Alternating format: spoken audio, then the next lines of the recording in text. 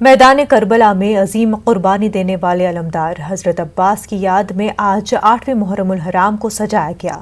اس دوران پرچم عباس کو بلند کیا گیا۔ پیش بڑگام سے سمیع اللہ کی رپورٹ۔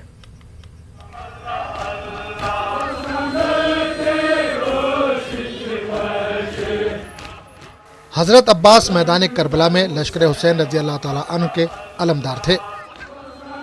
امام حسین رضی اللہ تعالیٰ عنہ نے حضرت عباس رضی اللہ تعالیٰ عنہ کو علم سونپا تھا۔ حضرت عباس کربلا میں نہر فرات تک پہنچے تھے۔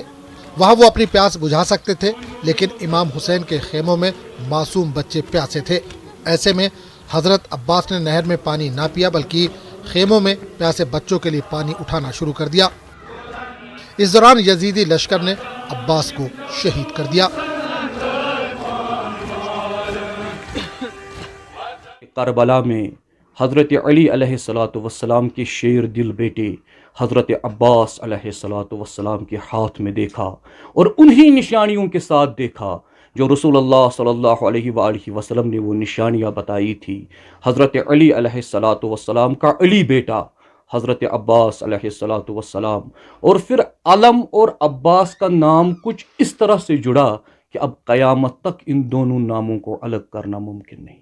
امام حسین علیہ السلام کی نہضت اور اس کی مومنٹ یہ خالص اسلامی مومنٹ ہے، اسلامی نہضت ہے، اور دین مبین اسلام کی احیاء کی خاطر یہ تحریک اٹھی ہے، تحریک کربلا۔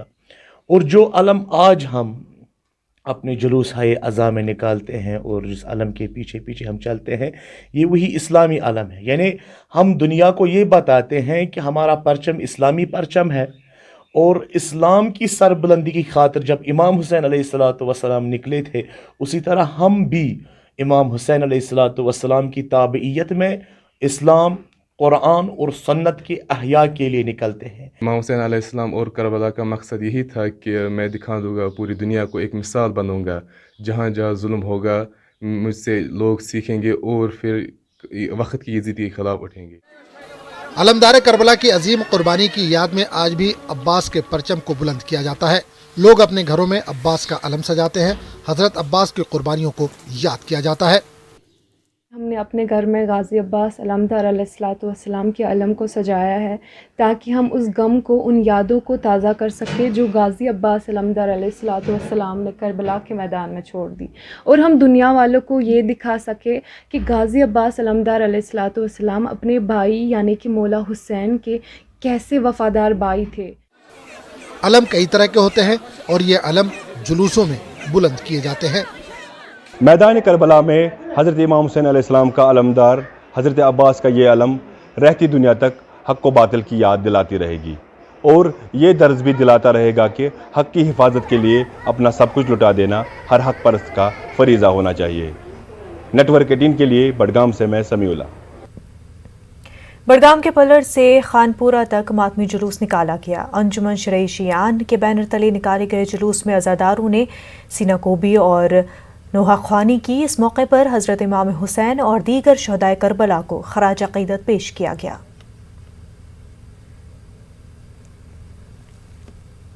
امام بارگاہ علمدار پورہ ماگام بڑگام سے 8ویں محرم کی مناسبت سے جلوس سے عزا برآمد ہوا۔ جلوس سے پہلے امام بارگاہ میں وادی کے سرکردہ ذاکرین نے مرثیہ خوانی کی۔ وادی بھر سے ہزاروں کی تعداد میں عزاداروں نے شرکت کی۔ مرثیہ خوانی کے بعد علم شریف برآمد ہوا۔ جلوس میں عزاداروں نے نوحہ خوانی کر کے شہدائے کربلا کو خراج عقیدت پیش کیا۔ علم شریف کا یہ جلوس ماگام بازار سے ہوتے ہوئے مرکزی امام بارگاہ یاگی پورہ میں اختتام پذیر ہوا۔ جلوس کے دوران سیکیورٹی کے کڑے انتظامات کیے گئے تھے۔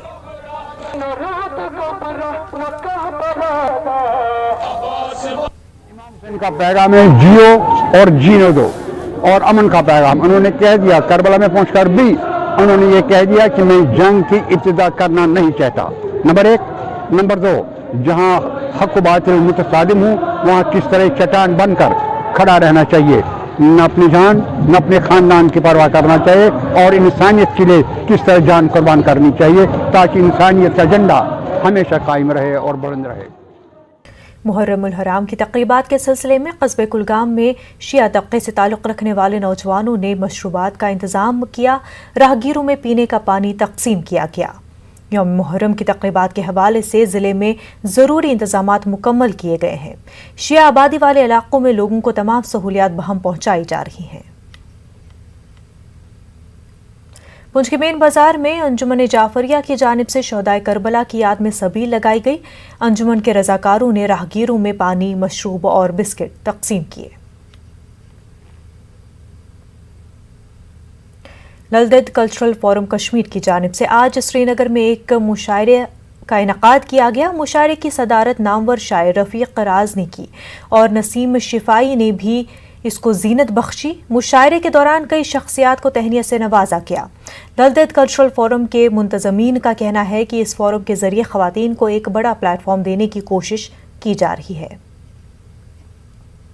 میں نے یہ کوشش کی ہے کہ ایک جو فیمیل رائٹرز ہیں ہمارے سماج میں، تو ان کے میں نے یہ پلیٹ فارم دینے کی کوشش کی ہے، ایک free, safe and secure platform, تاکہ یہ جو دبی ہوئی آوازیں ہیں کشمیر میں، کشمیر کا ٹیلنٹ جو ہے، جو فیوچر ٹیلنٹ ہے یا جو پیچھے رہا ہے ٹیلنٹ، جن کا کلام یا جن کی شاعری ہمارے پاس ابھی تک نہیں آئی ہوئی ہے، ان کو میں یہ موقع دینا چاہتی ہوں۔ یہ پلیٹ فارم جو ان کو ملا ہے، میرے خیال میں یہ بہت ہی خوش آئند ہے، کیونکہ جب تک نئے لوگوں کو ایک پلیٹ فارم دیا جائے گا تب تک وہ آگے نہیں بڑھ سکتے۔ بے شک کچھ لوگوں کا کلام کمزور رہا ہوگا، لیکن اس کے لیے اساتذہ وہاں بیٹھے ہیں، شہناز صاحب ہیں، میڈم شفائی صاحبہ ہیں، رفیق راز صاحب ہیں، اور بھی بڑے بڑے نام ہیں وہاں پہ، تو ان کے ساتھ مل بیٹھ کے وہ ان کی جو شاعری میں اور بڑا زبر نکھار آئے گا۔ صوفی بزرگ حضرت کمال الدین بلخی کے عرس کے موقع پر محکمہ اطلاعات و تعلقات عامہ بارہمولہ اور کشمیر سوسائٹی انٹرنیشنل کی جانب سے کمان پوسٹ اوڈی میں ایک روزہ صوفی کلچرل ایونٹ منعقد کیا گیا۔ اس دوران عقیدت مندوں، مذہبی شخصیات اور کشمیر سوسائٹی انٹرنیشنل کے ارکان موجود تھے۔ اس موقع پر کشمیر سوسائٹی انٹرنیشنل کے چیئرمین فاروق رینزو شاہ نے تمام شرکاء کا شکریہ ادا کیا۔ انہوں نے کہا کہ صوفی کشمیری کلچر کے تحفظ اور اس کے احیاء کے لیے اس طرح کے ایونٹ کا انعقاد ضروری ہے۔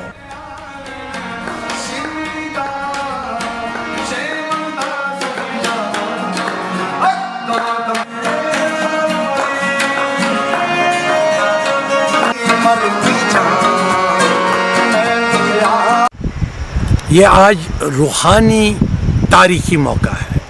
روحانی دنیا میں بھی جو کشمیر روحانیت کا منبع رہی ہے، اور یہاں یہ جو مقدس جگہ ہے جہاں پہ حضرت کمال صاحب کماندار، جو کہ ازبک بھی تھے، بلخی بھی تھے، بلخ سے بھی تھے، لیکن کشمیر میں انہیں قیام کیا، اور اس لیے اس کا پوسٹ کا نام بھی کمان پوسٹ ہے۔